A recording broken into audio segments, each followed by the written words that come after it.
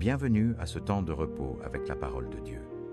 Ce soir, nous écoutons la lettre aux Philippiens, un message de joie au milieu de l'épreuve, un encouragement pour le cœur fatigué et une espérance ferme en Christ qui jamais ne nous abandonne. Avant de commencer, dis-moi dans les commentaires depuis quelle ville tu nous écoutes et à quelle heure tu te joins à cette prière nocturne. Je te lis dans les commentaires. Philippiens, chapitre 1. Paul et Timothée, serviteurs de Christ Jésus, à tous les saints en Christ Jésus qui sont à Philippe, avec les évêques et les diacres, que la grâce et la paix vous soient données de la part de Dieu notre Père et du Seigneur Jésus-Christ. Je rends grâce à mon Dieu chaque fois que je me souviens de vous, dans toutes mes prières pour vous tous. Je prie toujours avec joie pour votre participation à l'Évangile depuis le premier jour jusqu'à maintenant, étant persuadé de ceci: celui qui a commencé en vous cette bonne œuvre la perfectionnera jusqu'au jour de Christ. Jésus, il est juste que je ressente cela à votre égard à tous, car je vous porte dans mon cœur, tant dans mes chaînes que dans la défense et la confirmation de l'Évangile. Vous avez tous part avec moi à la grâce. Dieu m'est témoin de combien je vous désire tous, avec les entrailles de Christ Jésus.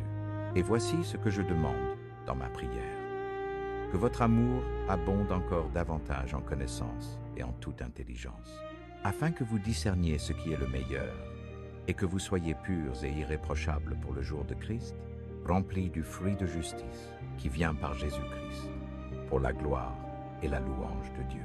Maintenant, frères et sœurs, je veux que vous sachiez que ce qui m'est arrivé a plutôt contribué à l'avancement de l'Évangile.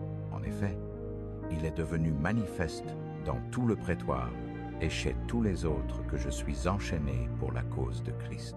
Et grâce à mes chaînes, la plupart des frères, encouragés dans le Seigneur, ont osé beaucoup plus annoncer sans crainte la parole. Il est vrai que certains prêchent Christ par envie et par rivalité, mais d'autres le font avec une bonne volonté.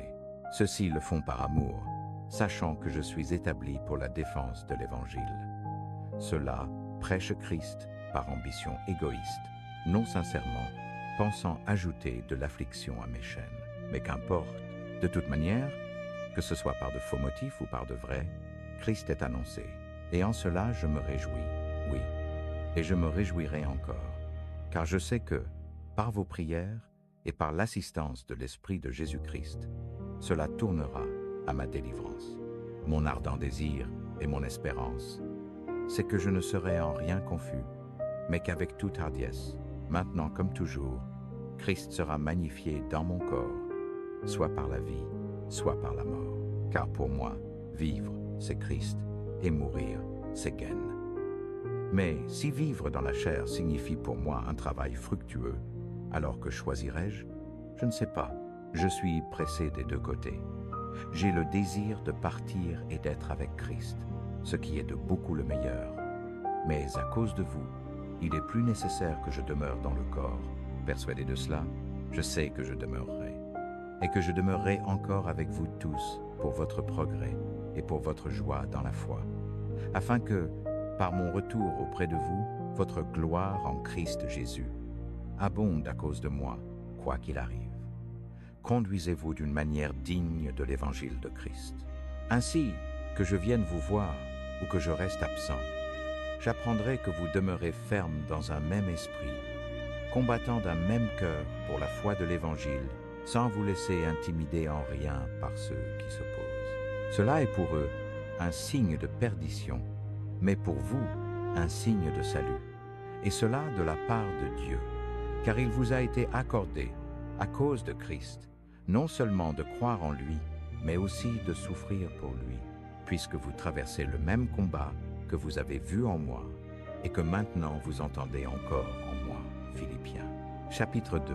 Par conséquent, s'il y a quelque consolation en Christ, s'il y a quelque encouragement d'amour, s'il y a quelque communion dans l'esprit, s'il y a quelque affection profonde et quelque miséricorde, accomplissez ma joie en ayant les mêmes sentiments, en conservant le même amour, en étant unanime, en pensant la même chose. Ne faites rien par esprit de parti ni par vaine gloire, mais, avec humilité, considérez les autres comme supérieurs à vous-même. ne cherchant pas chacun seulement ses propres intérêts, mais plutôt ceux des autres.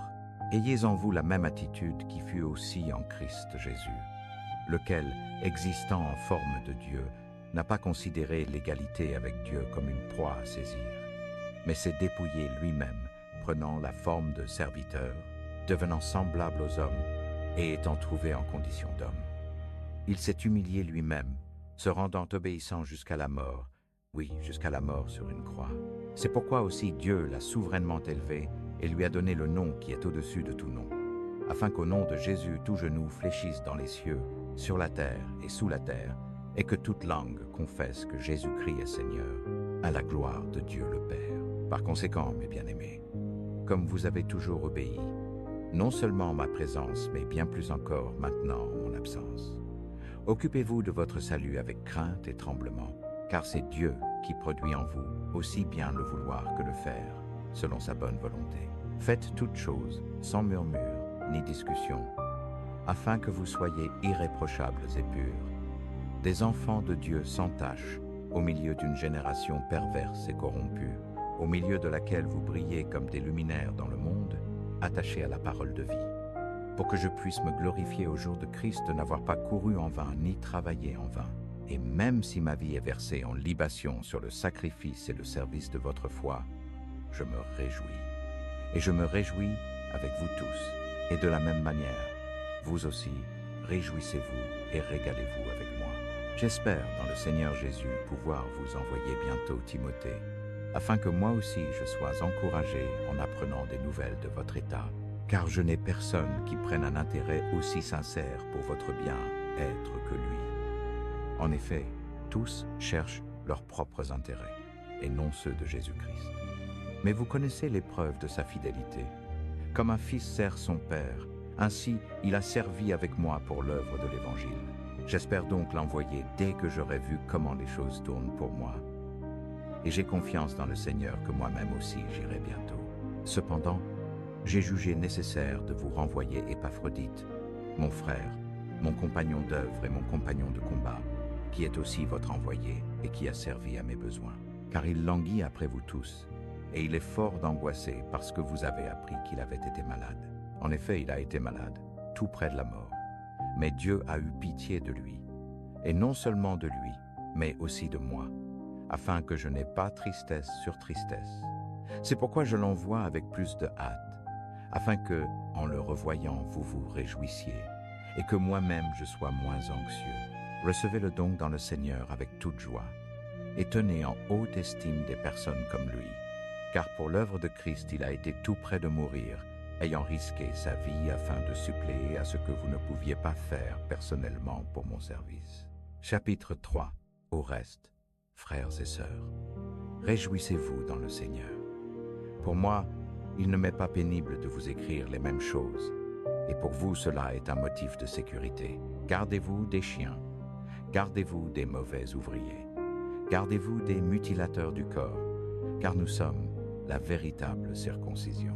Nous qui servons Dieu en esprit, nous nous glorifions en Christ Jésus, et nous ne mettons pas notre confiance dans la chair, bien que moi-même j'ai des motifs de mettre ma confiance dans la chair. Si quelqu'un pense avoir de quoi se confier dans la chair, moi je l'ai davantage. Circoncis le 8e jour, de la lignée d'Israël, de la tribu de Benjamin, hébreu né d'Hébreu. Quant à la loi, quant aux ailes, persécuteur de l'Église, quant à la justice qui est dans la loi, irrépréhensible. Mais toutes les choses qui étaient pour moi un gain, je les ai estimées comme une perte à cause de Christ. Et bien plus encore, je considère tout comme une perte à cause de l'excellence de la connaissance de Christ Jésus, mon Seigneur, pour l'amour duquel j'ai renoncé à tout, et je les tiens pour de la boue, afin de gagner Christ et d'être trouvé en lui, n'ayant pas ma propre justice qui vient de la loi, mais celle qui est par la foi en Christ, la justice qui vient de Dieu sur la base de la foi. Je veux connaître Christ et la puissance de sa résurrection, et la participation à ses souffrances, en devenant conforme à lui dans sa mort, pour voir si, d'une manière ou d'une autre, j'arrive à la résurrection d'entre les morts. Non que je l'ai déjà atteint, ni que je sois déjà parfait, mais je poursuis ma course pour voir si je puis saisir cela pourquoi j'ai aussi été saisi par Christ Jésus. Frères et sœurs, moi-même je ne considère pas l'avoir déjà saisi.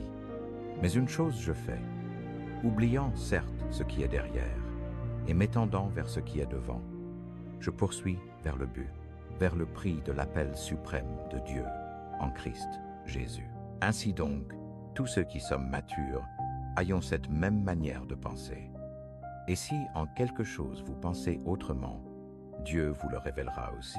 Seulement, vivons selon ce que nous avons déjà atteint.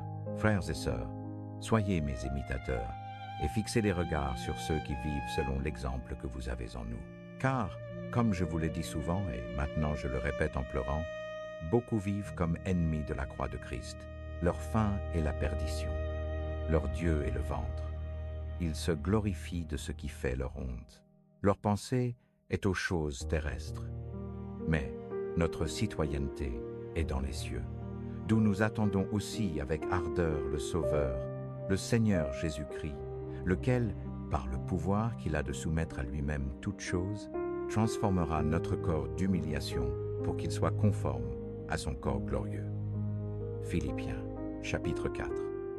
Ainsi donc, mes frères et sœurs bien-aimés et tant désirés, ma joie et ma couronne, restez fermes dans le Seigneur de cette manière. Bien-aimés, j'exhorte Évodie et j'exhorte Syntyche à vivre en harmonie dans le Seigneur. Oui, je te prie aussi, toi, fidèle compagnon, d'aider ces femmes qui ont lutté à mes côtés pour l'Évangile, avec Clément et mes autres collaborateurs, dont les noms sont dans le livre de vie. Réjouissez-vous toujours dans le Seigneur. Je le répète encore, réjouissez-vous, que votre douceur soit connue de tous.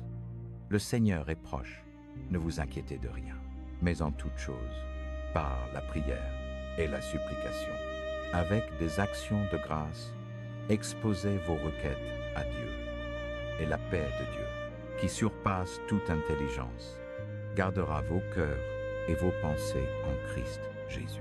Enfin, frères et sœurs, tout ce qui est vrai, tout ce qui est honorable, tout ce qui est juste, tout ce qui est pur, tout ce qui est aimable, tout ce qui est de bonne réputation, s'il y a quelque vertu et quelque chose de digne de louange, à cela pensez. Ce que vous avez appris, ce que vous avez reçu, ce que vous avez entendu de moi et ce que vous avez vu en moi, mettez cela en pratique, et le Dieu de paix sera avec vous. J'ai éprouvé une grande joie dans le Seigneur de ce qu'enfin vous ayez renouvelé votre souci pour moi. En réalité, vous vous en souciez déjà, mais l'occasion vous avait manqué de le manifester. Je ne dis pas cela parce que je sois dans le besoin, car j'ai appris à être content dans toutes les circonstances où je me trouve. Je sais ce que c'est que de vivre dans la pauvreté, et je sais ce que c'est que de vivre dans l'abondance. En toutes circonstances et en toutes choses, j'ai été instruit, tant à être rassasié qu'à avoir faim, tant à être dans l'abondance qu'à être dans le besoin. Je puis tout par celui qui me fortifie. Cependant, vous avez bien fait de prendre part à mon affliction. Et vous-même, Philippiens, vous savez qu'au commencement de la prédication de l'Évangile, quand je partis de Macédoine, aucune église ne m'a assisté pour ce qui est de donner et de recevoir, si ce n'est vous seul. Car même à Thessalonique, vous m'avez envoyé 1 et 2 fois de quoi pourvoir à mes besoins. Ce n'est pas que je recherche les dons, mais je recherche le fruit qui abonde à votre compte. J'ai tout reçu et j'ai en abondance. Je suis pleinement satisfait, ayant reçu d'Épaphrodite ce que vous m'avez envoyé. Un parfum de bonne odeur, un sacrifice accepté et agréable à Dieu, et mon Dieu pourvoira à tous vos besoins selon ses richesses en gloire en Christ Jésus.